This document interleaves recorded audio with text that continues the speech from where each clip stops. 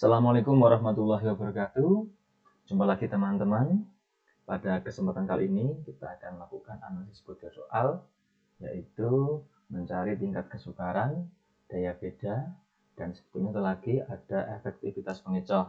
Tetapi untuk efektivitas pengecoh akan kita bahas pada kesempatan yang lain. Jadi fokus pada kesempatan kali ini adalah menentukan tingkat kesukaran dan daya beda. Ya, secara umum, tingkat kesukaran adalah jumlah siswa yang menjawab benar pada butir soal tertentu, kemudian dibagi dengan jumlah peserta tes. Dari hasil penghitungan tersebut, maka akan didapatkan angka. Angkanya adalah dari rentang 0 sampai 1. Ya. Kemudian semakin besar angkanya, ya, semakin mendekati 1, maka dapat dikategorikan bahwa soal tersebut berjenis mudah. Sementara jika semakin mendekati 0, maka butir soal tersebut dikategorikan sukar, ya, atau sulit. Nah, ada dua pendapat yang membagi klasifikasi jenis kategori soal ini.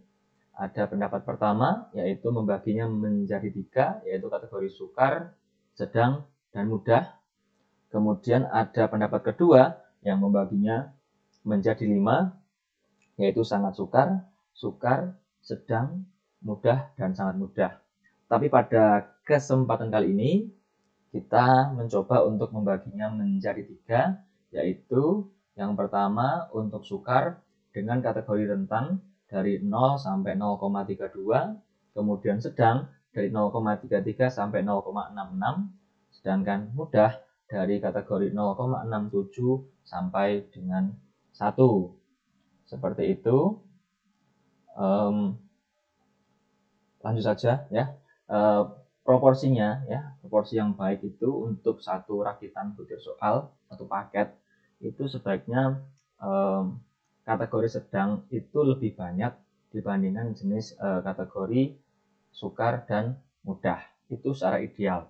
Tetapi dalam pelaksanaannya tergantung dari tujuan tes yang dilakukan. Jika tujuannya ingin mendapatkan jumlah peserta yang banyak, ya, maka tentu tingkat kesukarannya diturunkan sehingga banyak jenis kategori mudah. Akan tetapi jika peserta yang ingin didapatkan itu jumlahnya sedikit, maka tingkat kesukarannya ditingkatkan sehingga banyak soal yang berkategori sukar. Begitu. Langsung saja kita akan melakukan analisisnya. Yang pertama, setelah data diinput, kemudian kita hitung jumlah siswa yang menjawab benar pada masing-masing butir soal, maka kita sum. Kemudian kita tarik ke kanan. Untuk jumlah peserta, ya, jumlah peserta ini 20, ya, 20. Bisa 1 untuk semua, atau kalau mau dibuat ini juga boleh, bebas. Langsung kita hitung tingkat kesukarannya. Tingkat kesukarannya adalah ini, ya, yang menjawab benar dibagi jumlah seluruh peserta. Yes. Kita tarik ke kanan. Kita sudah mendapatkan angkanya. Nah, maka selanjutnya kita klasifikasikan mana yang termasuk kategori sukar, sedang, dan mudah. Maka kita di sini kita sama dengan if kurung buka ini, maka jika ini lebih kecil sama dengan 0,32, ya, maka sukar. If lagi jika ini lebih kecil sama dengan 0,66, maka sedang atau mudah. Sukar. Sudah kita dapatkan, ya, ada 0,3, maka ini di antara 0 sampai 0,32, maka kategorinya sukar. misalnya ini 0,65 ya, di antara 0,33 sampai 0,66, maka kategorinya sedang. Sementara ini 0,75 ya, lebih dari 0,67 menuju 1, maka kategorinya mudah. Kalau ingin kita hitung berapa jumlah masing-masing kategori itu, bisa kita pilih, kita ketik count if ya, kita pilih ini, kemudian kita pilih sukar. Oke, sukarnya ada 4. Lagi misalnya kita ingin tahu berapa jumlah soal yang sedang ya, kita ketik sedang. Sedangnya ada 7 ya. Untuk yang mudah ya, kita cek mudahnya, mudah ada 4 ya, jadi 15 butir soal yang dibuat, ada 4 soal dengan kategori sukar, ada 7 soal dengan kategori sedang, dan ada 4 dengan kategori mudah. Jika ini tes secara umum, maka proporsinya sudah tepat bahwa di mana jumlah soal sedang itu lebih banyak dari masing-masing soal sukar dan mudah. Oke, selanjutnya kita melanjutkan ya, ke daya beda. Daya beda ini adalah kemampuan butir soal membedakan siswa yang mempunyai kemampuan tinggi dan kemampuan rendah. Oke, jadi ya, derajat daya beda, DB ya, daya beda itu adalah kemampuan butir soal untuk membedakan siswa yang mempunyai kemampuan tinggi dan kemampuan rendah. Oke, nanti kita lihat ya, dalam perjalanannya nanti penghitungan kita, jika DB itu nanti hasilnya positif ya, maka itu menunjukkan bahwa derajat perbedaan ya, daya beda soal tersebut itu bagus ya, mampu membedakan siswa kelompok tinggi dan kelompok rendah. Tapi kalau DB-nya itu negatif atau 0, maka itu juga kurang bagus. Oke. Langkah-langkah yang perlu kita perhatikan adalah di sini kita inputkan dulu seperti tadi, sudah kita inputkan datanya. Kemudian untuk rumus daya beda itu adalah PT dikurangi PR ya. PT itu proporsi siswa yang menjawab benar pada kelompok siswa yang mempunyai kemampuan tinggi, sementara PR proporsi siswa yang menjawab benar pada kelompok siswa yang mempunyai kemampuan rendah. Atau rumus ini bisa dipecah lagi menjadi DB sama dengan sigma TB dibagi sigma T dikurangi sigma RB dibagi sigma R. Sigma TB adalah jumlah peserta yang menjawab benar pada kelompok siswa yang punya kemampuan tinggi. Kemudian sigma T-nya adalah jumlah siswa yang mempunyai kemampuan tinggi. Kemudian sigma RB, jumlah peserta yang menjawab benar pada kelompok siswa yang punya kemampuan rendah. Dan sigma R-nya adalah jumlah siswa yang punya kemampuan rendah. Kemudian nanti untuk daya beda itu teorinya jika lebih dari 0,3 maka dikategorikan tinggi. Oke. Langkahnya adalah yang pertama kita tentukan siswa yang termasuk dalam kategori kelompok atas dan kelompok bawah atau kelompok tinggi dengan kelompok rendah. Langkahnya adalah yang pertama kita hitung dulu ya. Kita hitung dulu hasil dari masing-masing peserta. Oke. Setelah mendapatkan hitungnya, maka kita bagi dua, yaitu kelompok tinggi dan kelompok rendah. Caranya bagaimana? Caranya adalah kita sortir, ya, kita blok dulu. Kita sortir.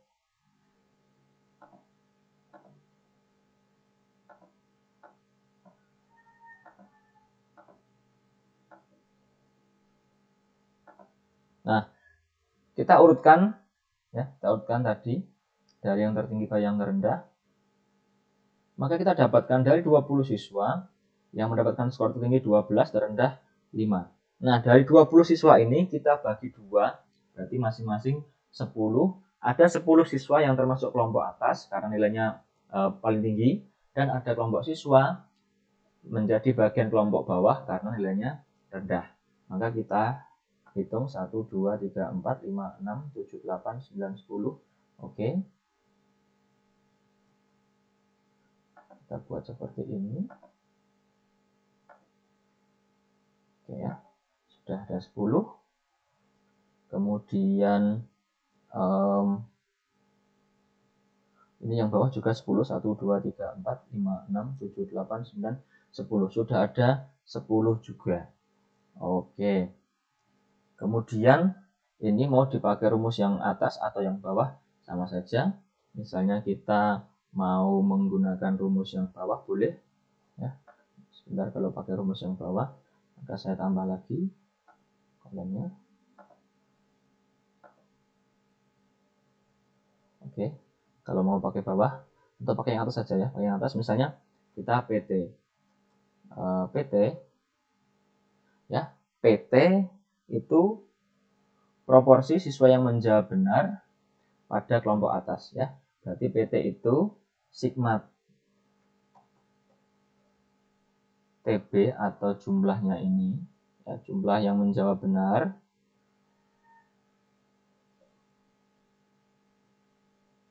dibagi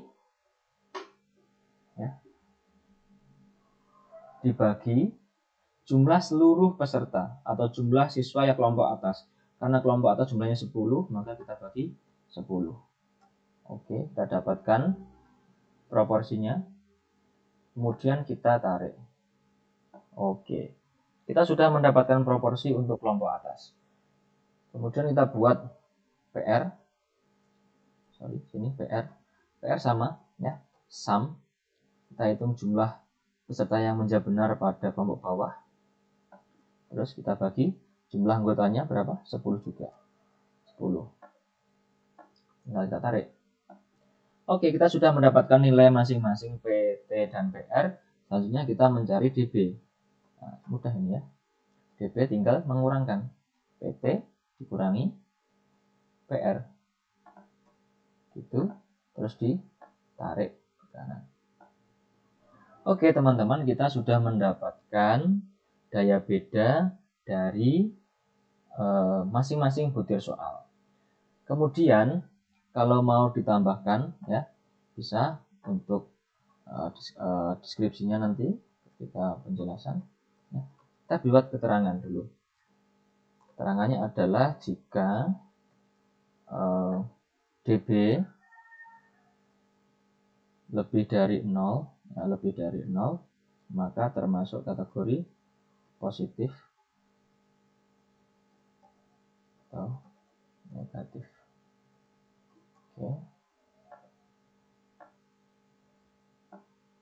Oke, di sini ada yang positif, ada yang negatif. Kalau ingin kita tahu berapa jumlah yang positif,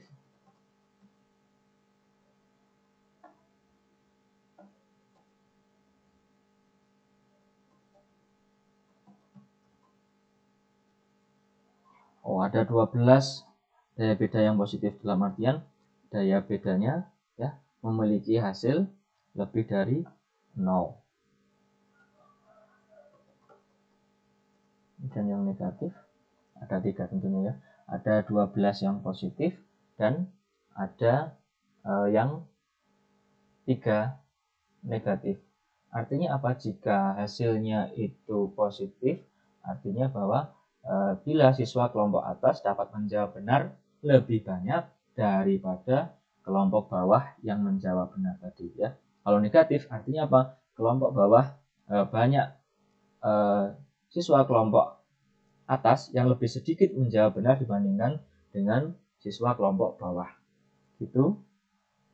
Kemudian tadi kalau misalnya kita ingin mencari kategorinya, tadi jika daya beda lebih dari 0,3 maka kategorinya tinggi. Kategori tinggi ini dapat diartikan bahwa daya beda atau butir soal tersebut mampu membedakan kemampuan siswa kelompok atas dengan kelompok bawah. Oke, misalnya ini kalau lebih dari sama dengan 0,3 maka tinggi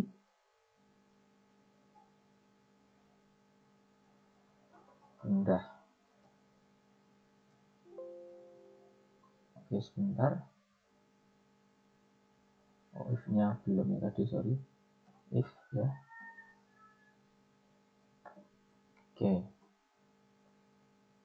Oke, karena hasilnya kurang dari 0,3 maka ini kategori rendah. Walaupun positif tapi kategorinya rendah.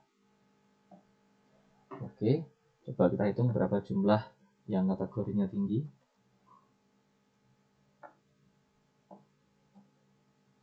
Ya. Tinggi. Ada 7 ya. Ada 7 butir soal yang memiliki tingkat daya beda dengan kategori tinggi. Sementara sisanya 8. Kira-kira itu dulu teman-teman analisis yang kita lakukan untuk mengetahui tingkat kesukaran butir soal dan daya beda. Oke, biar rapi mungkin bisa kita tambahkan bordernya. Oke, kira-kira itu dulu analisis yang kita lakukan. Kita jumpa lagi untuk latihan selanjutnya ya, latihan pada edisi berikutnya. Terima kasih. Assalamualaikum warahmatullahi wabarakatuh.